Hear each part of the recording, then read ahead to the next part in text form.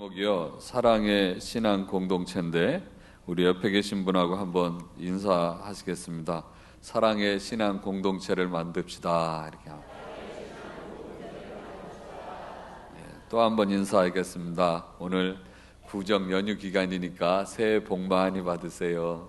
새해 복 많이 받으세요. 새해 복 많이 받으시기 바랍니다. 담장 아래에 꽃밭이 하나 있었는데 그곳에서 해바라기들이 자라고 있었습니다.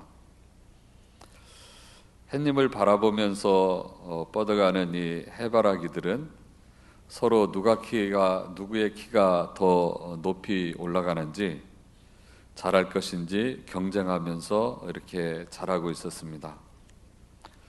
때로는 담장 너머의 세계에 대해서 나름대로 상상을 하면서 잠이 있는 이야기도 나눴습니다. 그러던 어느 날 이 해바라기들이 자라고 있는 이 꽃밭에 나팔꽃이 하나 찾아왔습니다. 나팔꽃이 먼저 작은 해바라기에게 부탁을 했습니다. 작은 해바라기님, 저는 혼자서는 설 수가 없습니다. 누군가를 의지하고 자라야 꽃을 피울 수가 있답니다. 해바라기님께서 저의 기댈 꽃이 되어주신다면 가장 아름다운 꽃을 작은 해바라기님께 제가 선물해 드리도록 하겠습니다. 이 말을 들은 작은 해바라기는 신경질을 내면서 말했습니다. 너처럼 거추장스러운 존재는 딱 질색이야. 나는 누군가가 내 몸에 와 닿는 것조차 싫단 말이야. 그런데 나를 칭칭 감고 올라가 꽁꽁 묶을 것이 아니냐? 나는 하늘에 있는 햇님을 향해 커가는 것만으로도 벅차단 말이란다. 그러니 다른 데 나가서 알아보렴. 작은 해바라기의 가시돋친 말에 나팔꽃은 주눅이 들었습니다. 하는 수 없이 나팔꽃은 큰 해바라기에게 고개를 돌렸습니다. 무척이나 미안한 마음을 가지고 말입니다. 그런데 큰 해바라기는 나팔꽃에게 웃음을 지어 보였습니다. 큰 해바라기의 미소에 힘을 얻은 나팔꽃은 용기를 내어 부탁합니다. 큰 해바라기님, 저는 혼자서는 일어설 수 없는 존재랍니다. 누군가에게 기대야만 자라서 꽃을 피울 수가 있답니다. 거추장스럽더라도 큰 해바라기님께서 저의 기댈 꽃이 되어주지 않으시겠습니까? 큰 해바라기님께서는 허락만 해주신다면 저는 가장 아름다운 꽃을 큰 해바라기님께 선물해 드리겠습니다. 큰 해바라기가 말했습니다. 나팔꽃 아가씨, 걱정 마세요. 제가 아가씨의 버팀목이 되어드리겠습니다. 사실 햇님을 바라보며 남보다 더 크게 자라라고 경쟁하듯 달려온 나의 삶은 각박하기만 했답니다. 아가씨와 함께 하늘의 햇님을 향하여 더불어 여행을 하고 싶은 생각이 드네요. 어서 아가씨의 여린 줄기를 제 몸에 기대세요. 제 몸에 약간 거친 솜털이 박혀 있긴 하지만 조심조심 타고 올라오신다면 못 오를 리 없을 거예요.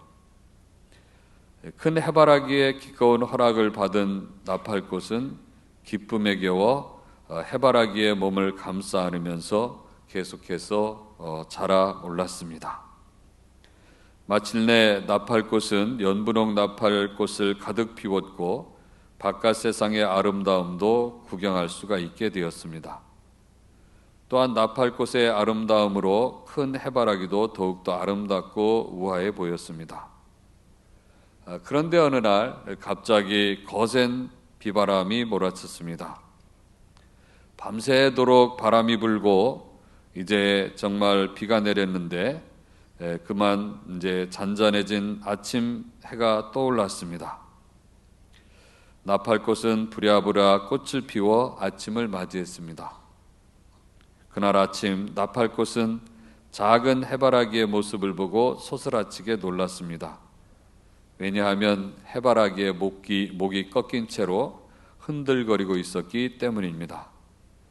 지난밤에 비바람을 견디지 못하고 목이 부러진 것이었습니다. 그러나 더 많은 비바람을 맞은 큰 해바라기는 든든하게 서 있었습니다. 거센 비바람을 이겨낼 수 있었던 것은 해바라기를 꽁꽁 감싸고 있는 나팔꽃 덩굴 때문이었습니다.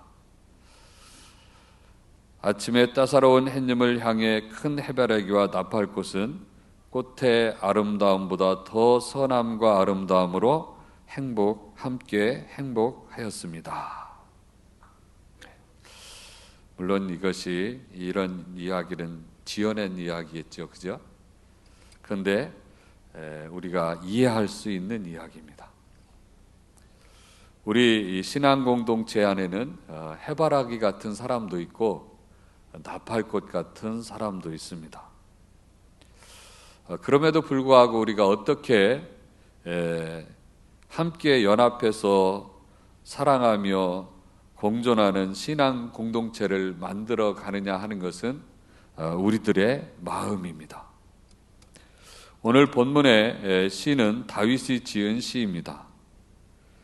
다윗은 하나님의 언약궤가 이제 아비나답의 집에 있을 때에 이제 도읍을 다윗성 시온성으로 옮기고 그리고 그곳에 장막을 치고 그리고는 그곳에 언약궤를 두기로 했습니다.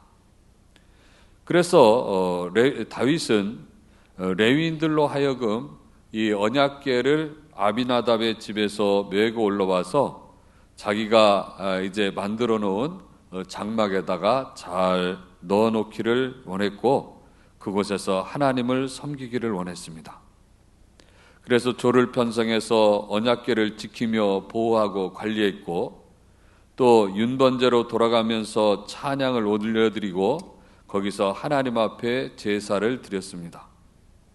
사무엘하 6장 15절과 17절로 19절에 보면 다윗과 온 이스라엘 족속이 즐거이 환호하며 나팔을 불고 여호와의 궤를 메어 오니라. 여호와의 궤를 메고 들어가서 다윗이 그것을 위하여 친 장막 가운데 그 준비한 자리에 그것을 두매 다윗이 번제와 화목제를 여호와 앞에 드리니라. 다윗이 번제와 화목제 드리기를 마치고 만군의 여호와의 이름으로 백성에게 축복하고 모든 백성 곧 이스라엘의 무리에게 남녀를 막론하고 떡 한 개와 고기 한 조각과 건포도떡 한 덩이씩 나누어 주매 모든 백성이 자기 집으로 돌아가니라 그랬습니다. 사무엘 하에서는 6장에서 이렇게 말하고 있지만 또 다른 역사서 역대상 16장에서도 보면 똑같은 내용을 좀 더 자세하게 설명하고 있는데 제가 역대상 16장 37절로 43절을 읽어드리겠습니다.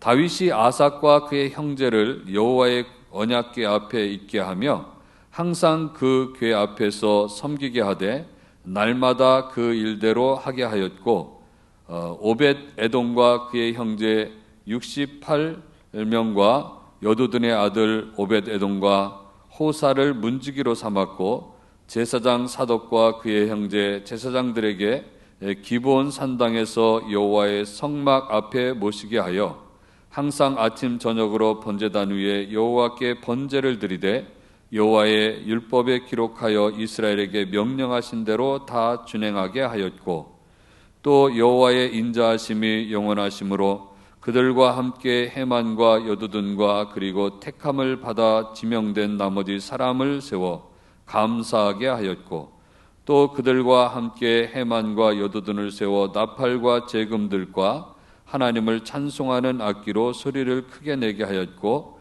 또 여두둔의 아들들에게 문을 지키게 하였더라. 이에 뭇 백성은 각각 그 집으로 돌아가고 다윗도 자기 집을 위하여 축복하려고 돌아갔더라. 이렇게 됐습니다. 주석가는 말하기를 이렇게 다윗이 이제 시온의 다윗성에 도읍을 청하고 이제 이곳에다가 하나님의 궤를 잘 모시려고 장막을 치고 나서 그곳에 이제는 하나님의 교회를 모셔왔습니다.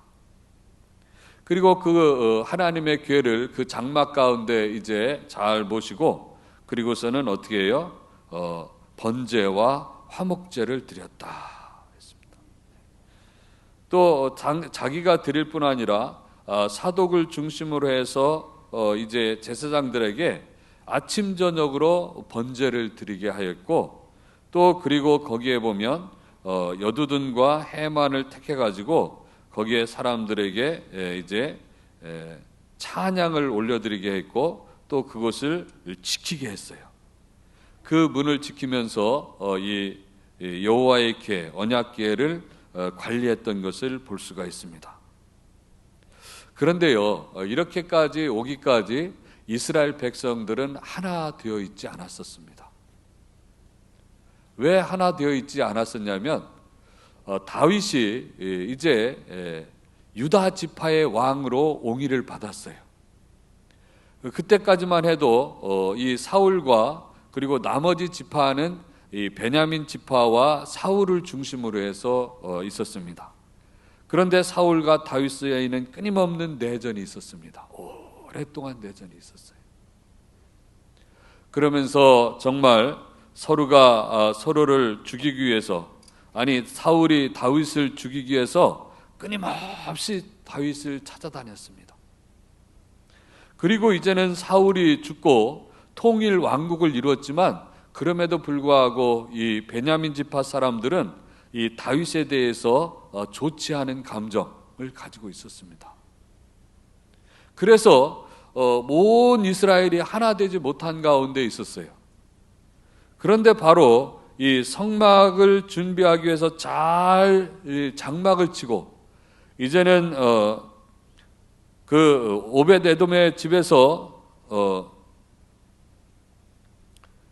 그 장막을 이제 그 아비나답의 집에서 이 장막을 옮겨올 때 모든 이스라엘 사람들이 다 나왔습니다. 그리고 이제는 이 아비나답의 집에서 이 여호와의 언약궤를 메고 이제 제사장들이 앞장을 서고 거기에 이제 많은 사람들이 따라왔습니다. 그리고 그 언약궤를 이제 자기들이 준비한 장막에 잘 모시고 나서 이제 화목제와 번제를 드리고 거기서 많은 악기들로 찬양을 하고, 또 그리고 거기에서 정말 축제를 벌였어요. 그래서 여기에 보니까 그 축제 가운데 음식물도 나눈 것을 보게 되어집니다. 그래서 떡 한 개와 고기 한 조각과 건포도 떡 한 덩이씩을 모든 백성들에게, 거기에 참석한 모든 백성들에게는 남녀노소를 막론하고 다 음식물을 나누면서 온 백성이 함께 교제했던 것을 볼 수가 있습니다. 이것을 보는 순간 다윗의 마음속에 어떤 마음이 들었을까 하는 거예요. 이것을 보는 순간 그동안 자기는 정말 이 사울의 왕과와 끊임없는 내전을 치르고 자기가 왕으로 이렇게 통일 왕국을 이뤘음에도 불구하고 베냐민 지파 사람들은 늘 자기에 대해서 불편한 마음을 가지고 있고, 그리고 이 백성들이 하나가 되지 못했는데 이제는 하나님을 예배하며 하나님을 중심으로 해서 언약궤가 들어오고 거기에 모든 사람들이 와서 정말로 찬양하며 악기를 불며 또 춤을 추며, 심지어는 다윗은 이때에 얼마나 기뻤는지 덩실덩실 춤을 추면서 바짓가랑이가 좀 흘러내렸다고 성경이 기록하고 있어요. 이 모습을 보면서 다윗은 그동안 그 내전으로 인해서 힘들었던 모든 시름들이 아마 다 씻겨 내려갔을 것입니다.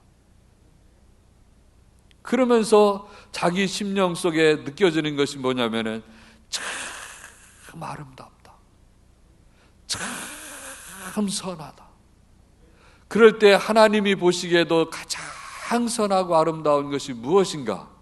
그것은 바로 하나님을 믿는 하나님의 신앙 공동체가 사랑으로 하나 되어서 하나님께 예배드리고 찬양하며 함께 교제하는 것, 이것보다 더 아름다운 것은 없다고 이 다윗은 고백하며 시를 쓰고 있는 것입니다. 그래서 1절에 보면은 보라 형제가 연합하여 동거함이 어찌 그리 선하고 아름다운고 그랬습니다. 내가 보기에도 이렇게 선하고 아름다운데 하나님이 보시기에는 얼마나 선하고 아름답겠느냐.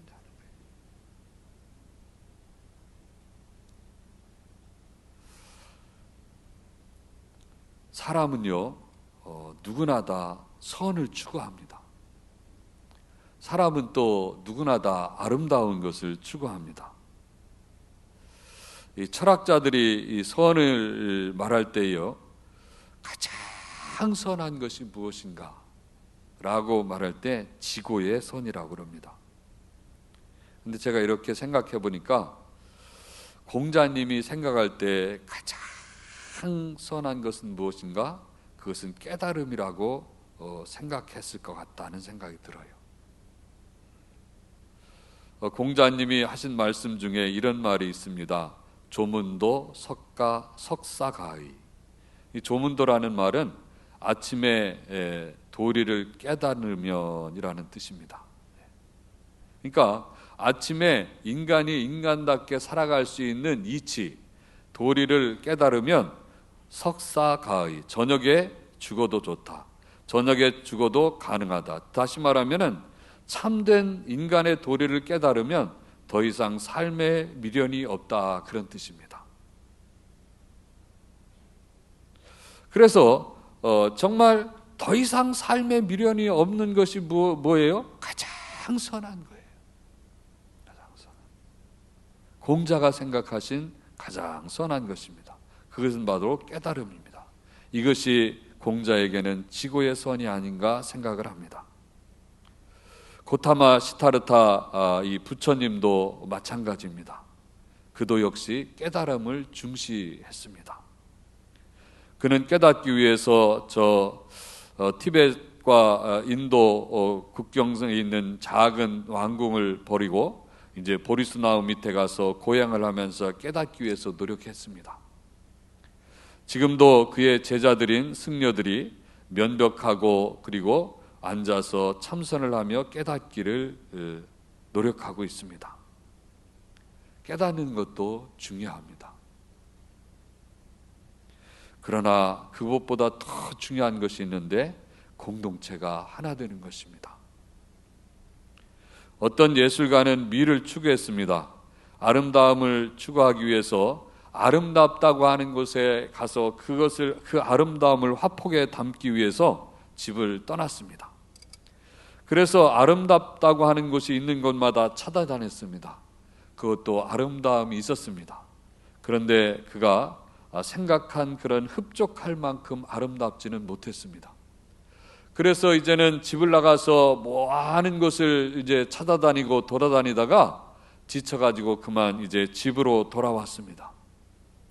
집으로 돌아와서 지친 몸을 가지고 이제 마루에 앉아 있는데 그때 마침 아내가 걸레를 빨아가지고 걸레를 가지고 깨끗하게 마루를 닦고 있었습니다. 그 마루질을 하고 있는 그 아내의 모습을 볼 때, 야, 이것이야말로 세상에서 가장 아름다운 것이다 라고 해서 그 아내의 모습을 화폭에 담았다는 이야기가 있습니다.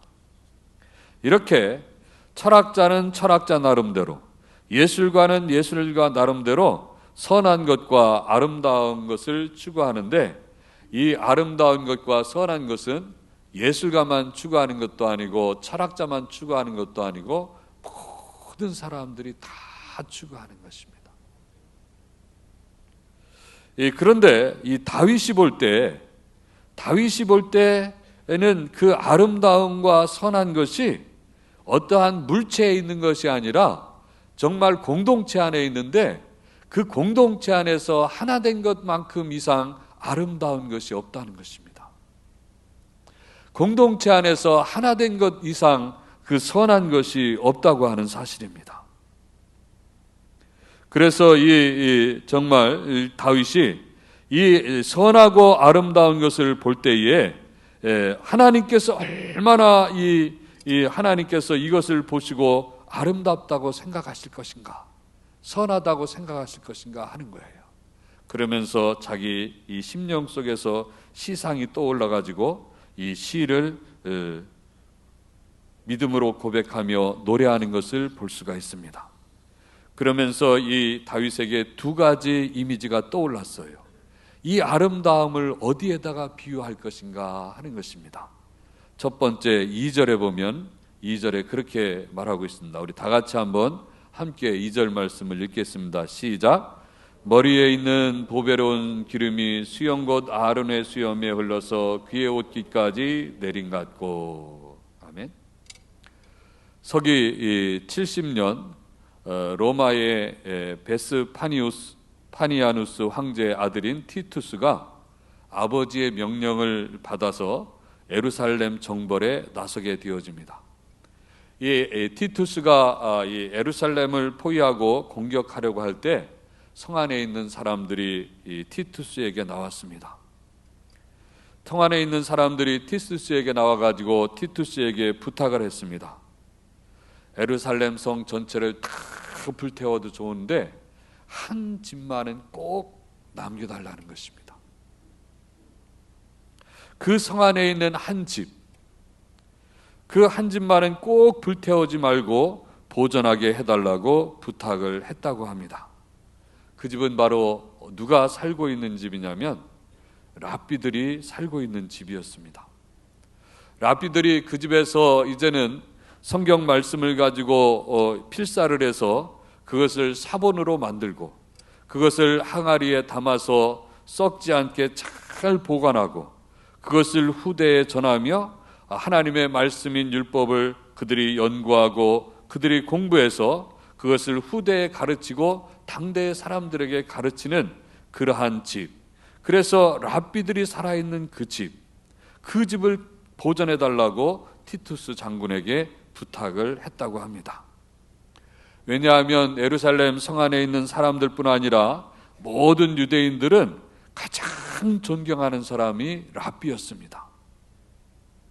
랍비는 그들이 신앙하는 하나님, 여호와의 하나님의 말씀을 수호하고 그 하나님의 말씀을 연구하고 공부해서 가르치며 그들의 생활을 하나님의 말씀으로 지도해 주었기 때문에 그렇습니다. 그렇기 때문에 유대인들은 이 랍비들을 가장 존경하고 소중하게 생각했는데, 만약에 유대인들 중에서 랍비와 아버지가 함께 물에 빠지면 랍비부터 구한다고 하는 말이 있습니다. 예수님 당시에는 랍비라는 말로 통칭했지만 이스라엘 역사에서 랍비 역할을 담당한 사람들은 바로 레위 지파 제사장들이었습니다. 제사장들은 성전 안에서 거하면서 여호와의 말씀의 상징이 되는 그 십계명이 들어있는 여호와의 궤를, 언약궤를 관리했고, 이동할 때는 그 언약궤를 어깨에 메고 이동을 했습니다.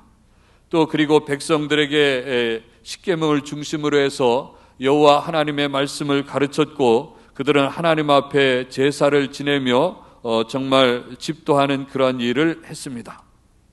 또 그리고 여러 제사장들은 전국 각지에 흩어져서 전국 곳곳에서 하나님의 말씀을 가르치며 유대인 신앙 공동체가 정말 하나님의 말씀을 따라서 잘 살아갈 수 있도록 지도한 사람들이 바로 이 제사장들이었습니다. 그렇기 때문에 유대인들은 이 제사장을 소중하게 생각을 했고 존경했고 그들의 말을 따랐던 것입니다. 그래서 가장 권위 있고 존경스러운 사람들이 누구냐면 바로 제사장이었고, 제사장 중에서도 대제사장이었습니다. 아론은 초대 대제사장으로서 대제사장의 상징적인 그런 이미지를 갖고 있는 사람입니다. 이들은 나시린으로 하나님께 구별되어 드렸습니다. 그래서 나시린으로 하나님 앞에 구별해서 드린 날 동안에는 그들의 몸에는 삭도를 대지 않고 그들의 머리카락과 수염은 길게 자라게 한 것입니다. 그래서 이 나시린은 일단은 머리카락을 자르지 않았고 수염은 권위의 상징이었고 존경의 상징이었다고 합니다. 민수기 6장 5절에 보면은 그렇게 기록하고 있습니다. 우리 함께 같이 읽으시겠습니다. 시작. 그 소원을 하고 구별하는 모든 날 동안은 삭도를 절대로 그의 머리에 대지 말 것이라. 자기 몸을 구별하여 여호와께 드리는 날이 차기까지 그는 거룩한즉 그의 머리털을 길게 자라게 할 것이며. 아멘.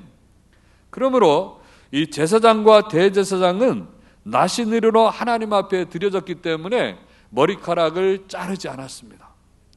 그러니까 머리카락이 자르지 않았기 때문에 머리카락이 뒤에 정말 거의 엉덩이까지 이렇게 내려올 정도로 길게 자랐고 옷깃에 그 머리카락이 이렇게 닿아 있는 것을 볼 수가 있습니다.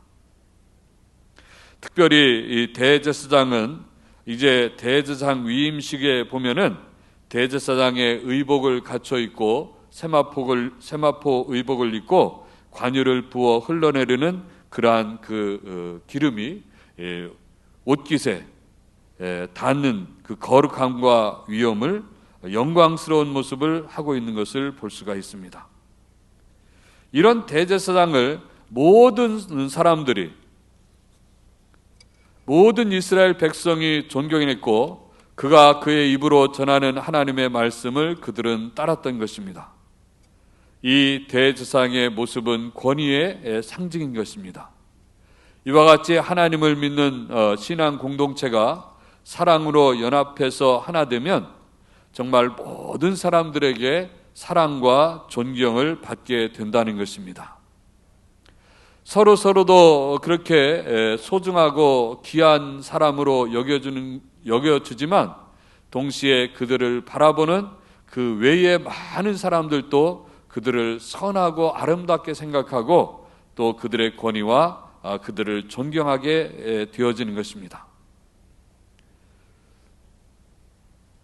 오늘날도 보면은요, 이 한국에 많은 교회들이 있습니다. 교회들이 있는데 정말 교회가 하나 되어서 신앙 공동체가 사랑으로 하나 되어서 이렇게 서로를 사랑하고 또 신앙 공동체 안에 있는 사랑이 이제는 신앙 공동체를 넘어서서 이제 신앙 공동체 밖으로 이제 나가게 되어집니다. 그러면은요, 우리 주변에 있는 많은 사람들이 우리를 사랑하고 존경하고 우리의 권위를, 교회의 권위를 인정합니다.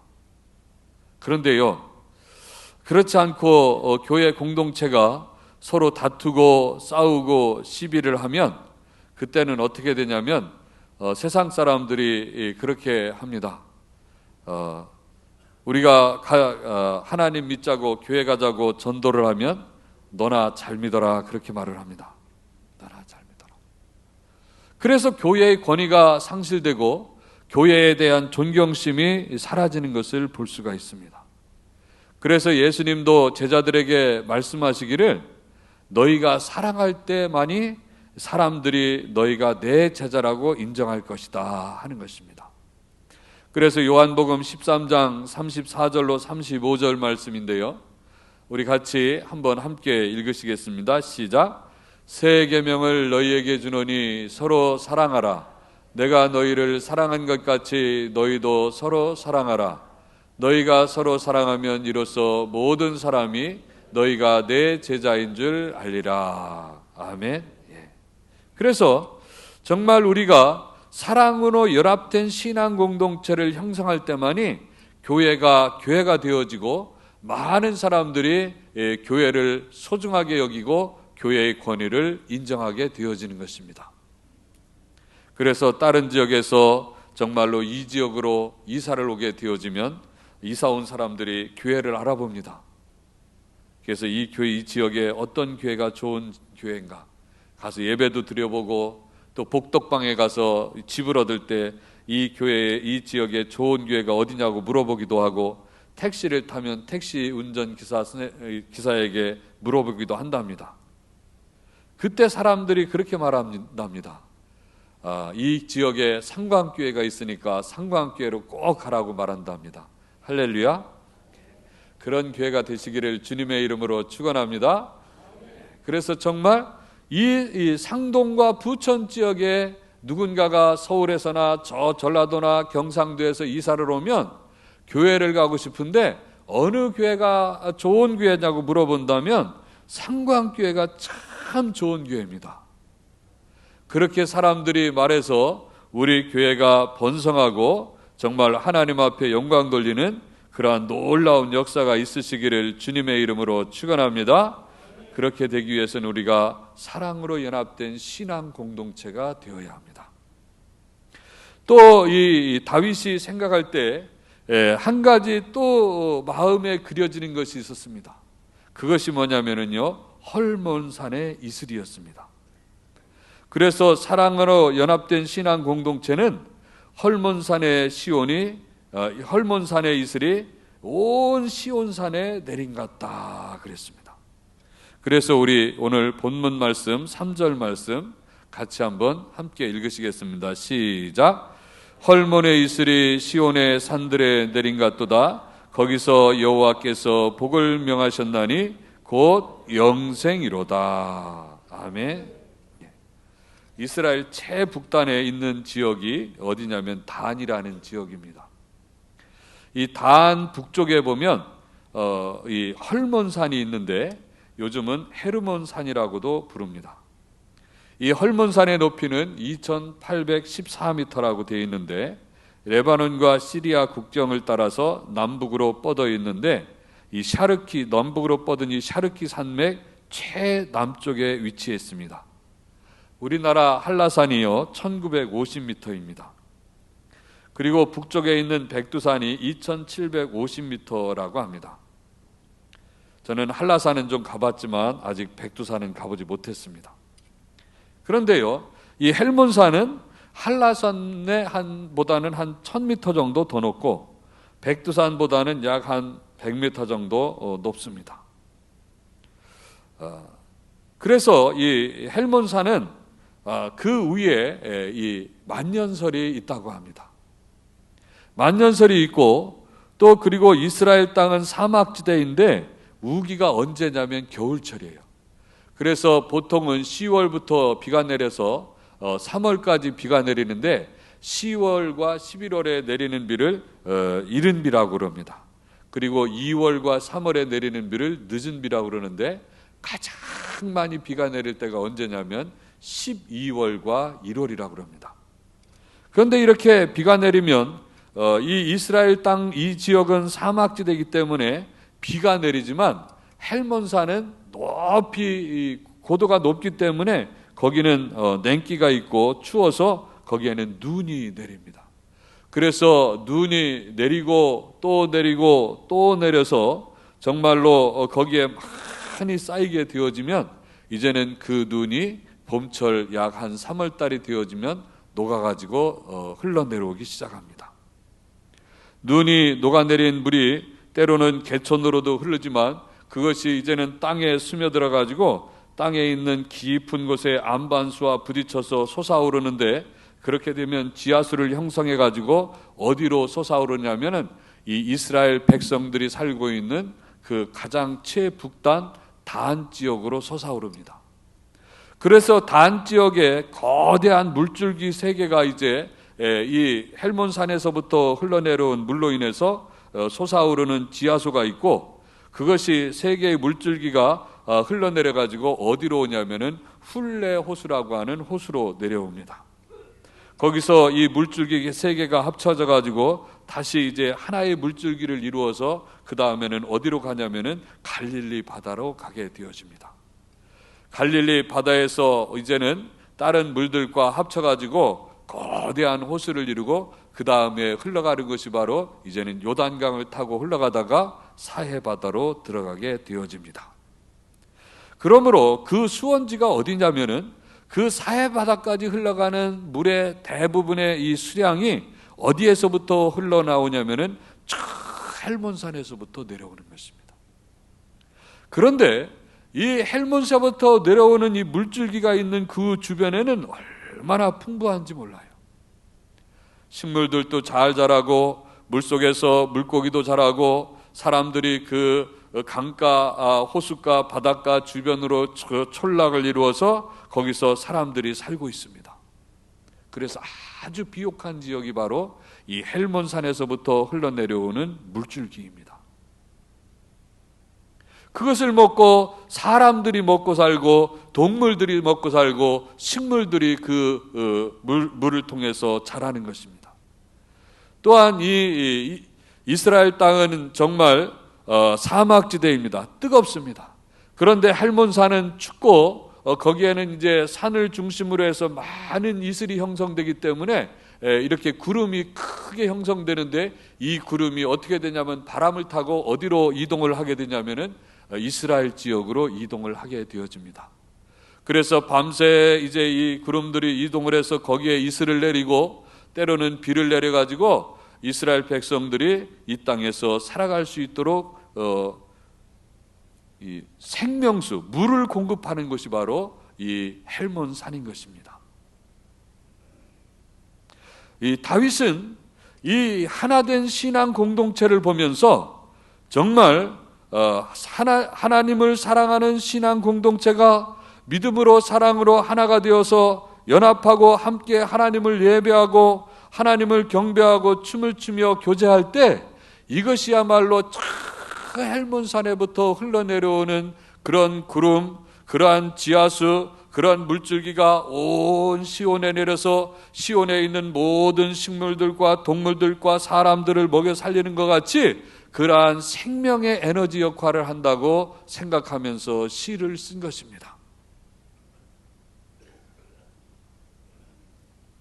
그러니까 이 사랑의 공동체가 얼마나 소중한 것인가, 우리의 공동체가 사랑으로 연합되고 하나 되는 것이 얼마나 소중한 것인가 하는 것을 말씀해 주고, 그것을 고백하면서 이것이야말로 하나님께서 가장 기쁘게 여기시고 선하게 여기시고 아름답게 여기시는 것이란 것입니다. 우리 상구함교회는 이렇게 우리들 가운데서도 이 사랑으로 하나 되고 연합되어서 우리 안에서 많은 생명의 에너지를 공급하는 우리 성도님들이 되시기를 주님의 이름으로 축원합니다. 또한 우리들뿐 아니라 이 사랑이 흘러넘쳐서, 그래서 우리 이웃들에게, 심지어는 안 믿는 사람들에게도 우리의 사랑을 공급해 줌으로 말미암아 그들에게도 생명이 흘러갈 수 있기를 주님의 이름으로 축원합니다. 그래서 우리는 지난 연말에도 사랑의 쌀도 나누고, 또 그리고 우리가 요양원도 만들고, 또 그리고 우리가 매주마다 사랑의 반찬도 만들어서 정말 우리 이웃들에게 사랑을 공급하고 있습니다.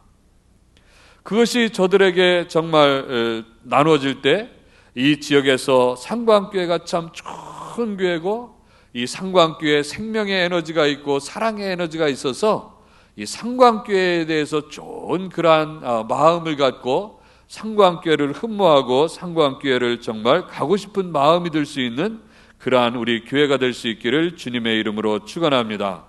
그래서 우리의 가정이 살아나고, 우리 교회가 살아나고, 우리 부천이 살아나고, 이 나라 이 민족이 살아나는 놀라운 역사가 우리 상구함교회로부터 흘러나오는 놀라운 축복이 있으시기를 주님의 이름으로 축원합니다.